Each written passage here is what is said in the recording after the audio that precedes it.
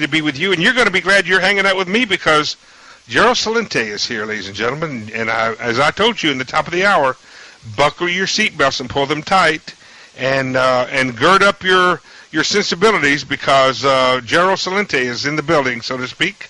He's the founder of the Trends Research Institute. He's the author of Trends 2000, which is a book he wrote in the 90s that has continued. His forecasts in those days have become prophecies today, and his Trends Journal is one of the most important trend tracking documents of our time. And more importantly, though, for me, he's an original founding member of our brain trust. Gerald Celente, welcome back to the show. Oh, thanks for having me, Jim. It's good to have you back. Congratulations. The cream keeps rising to the top. I remember when your Trends Journal was on 2 sheets of paper, front and back, and now it has to be bound. So congratulations on that, Gerald. Yeah, thanks. 52 pages, full color, no advertisements. That's right. No ads, folks. That'll tell you. And I just want to remind you, folks, I was telling you about Gerald. He was cool in those days, but he's even cooler now. Hey, Gerald, I want to ask you a question. I believe systemic unemployment in America is having a cultural, societal impact that is a trend worth watching. What do you think? You're 100% correct. And when you look at the data and read the facts, it's never been like this in the United States. This is brand new for this country. And people don't realize it, and young people have no points of reference. It's essentially a multinational takeover. You look at the minutes that just came out from the Fed meeting. They hold them back for 5 years. I mean, what kind of democracy is this, by the way, that they do something like that? And everybody, I'm sure, that listens to your show knows that the Federal Reserve is about as federal as Federal Express. It's a private bank, and with a facade that it's a quasi-government institution. It's not. It's a private operation. Anyway, the minutes came out of 5 years ago when the crisis was hitting, the panic of '08. And they didn't have a clue what was going on. It's right there in black and white. Totally shocked. Totally shocked.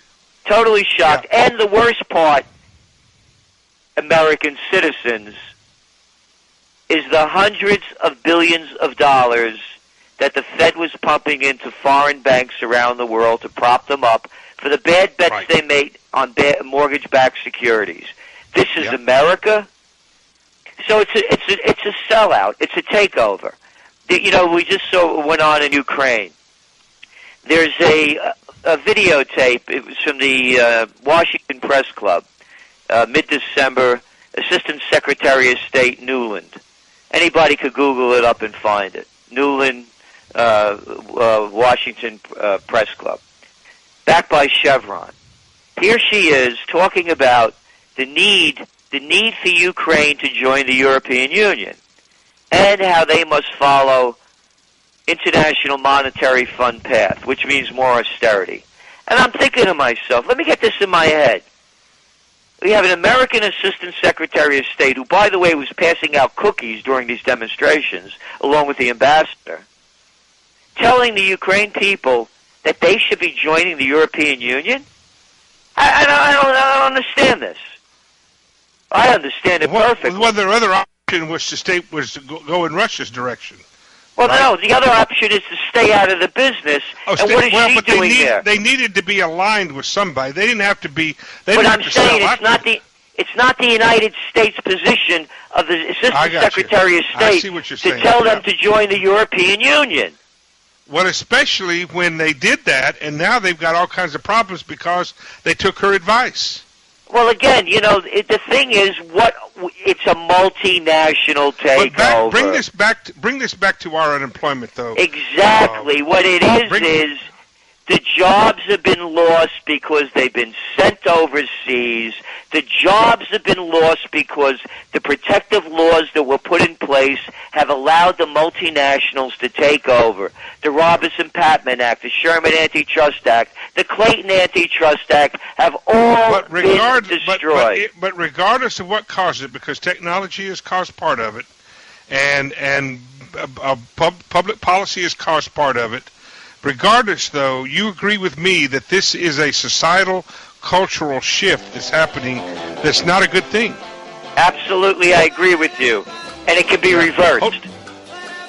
When we come back, I'm going to ask our good buddy Gerald Celente if there is, well, I'm asking what's the greatest threat to America?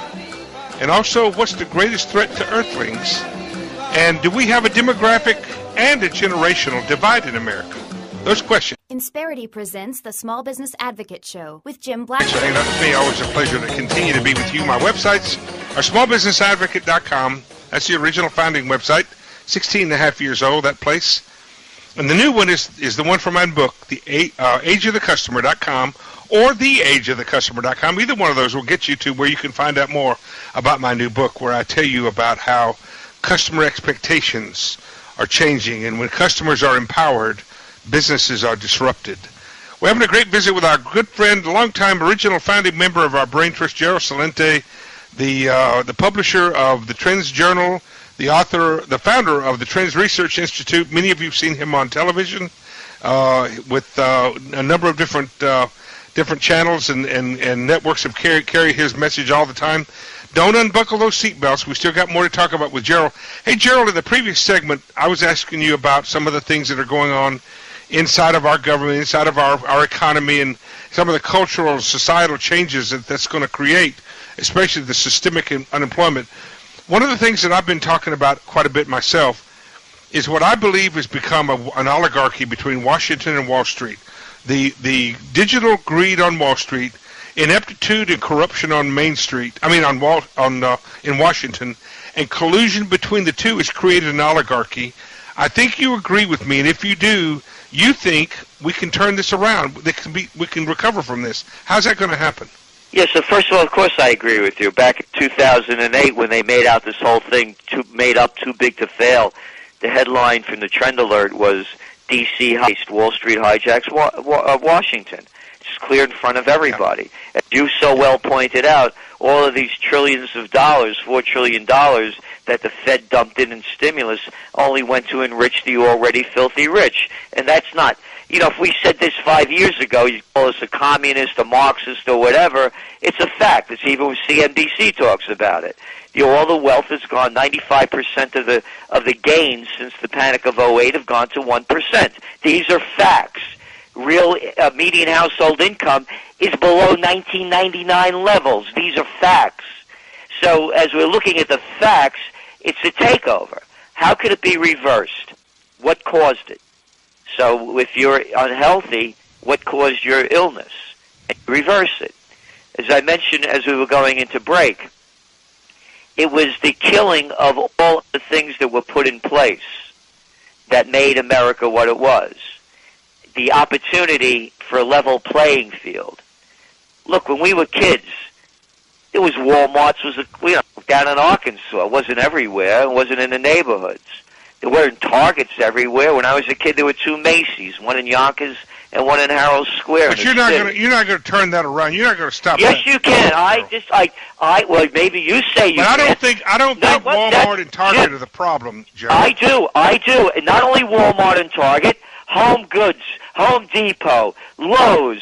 There were laws in place that prevented Don't we have more structural problems in Washington than these guys? I mean, the market, the marketplace players. Let me finish, Jim. Okay. It's all part of it. It's part of putting back the tariffs in place. We don't need to import things that we don't need. We should be making them here. They took down these barriers so the multinationals could export their labor overseas. I'm talking about tariffs that were in place that protected this country from companies dumping in slave labor product and undercutting the workforce.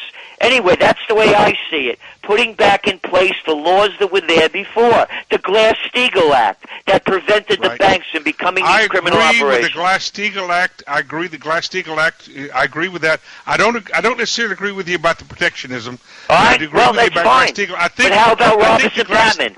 How about Sherman Antitrust? How about Clayton Antitrust? That protected the robber barons from stealing everything. We have a new class of robber barons, the people that are working in all of these chain stores are literally chained to them. They used to own their own hardware stores. They used to own their own mom and pop shops. They used to own their own pharmacies. How about this though, Gerald?